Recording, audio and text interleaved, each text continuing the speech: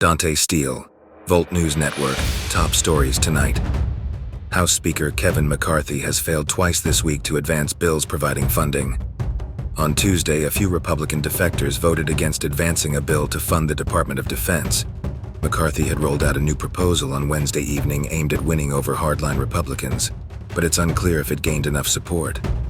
Right-wing GOP members want deeper spending cuts and are resisting McCarthy's efforts to pass any short-term funding bills.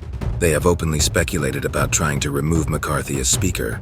House Speaker Kevin McCarthy and House Republicans are trying to avoid a government shutdown as funding expires on September 30th. This denial of funding or additional spending comes on the heels of the country reaching $33 trillion of national debt.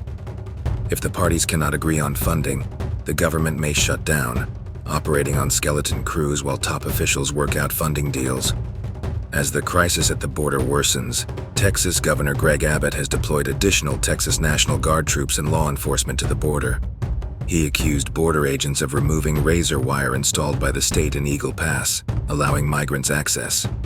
Abbott is building additional barriers like razor wire and marine barriers along sections of the border. The Biden administration is deploying an additional 800 active duty troops to the southern border with Mexico. This will bring the total number of troops assisting at the border to over 3,300. In total, there are currently around 24,000 CBP agents and officers stationed along the southwest border, as well as 2,600 non-uniformed officers. The first day of the highly anticipated antitrust trial between the U.S. government and Google got underway. The U.S. Justice Department argued that Google broke antitrust laws in its efforts to dominate online search. Deputy Director Kenneth Dinser declared that the case is about the future of the internet and accused Google of manipulating ad auctions to raise prices if it controls the rules.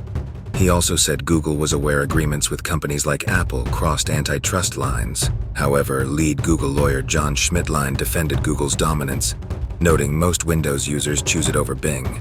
He argued the search marketplace gives users more options than ever before. Schmidtlein claimed Google fairly won default search engine placements run by Apple and Mozilla. Downplaying the difficulty of using alternatives, he described replacing Google as the default search as just a few easy clicks. The opposing lines of argument from the DOJ and Google set the stage for a high-stakes trial that could impact the tech industry. This concludes your night stories on Volt News Network. Have a great rest of the night. Good night.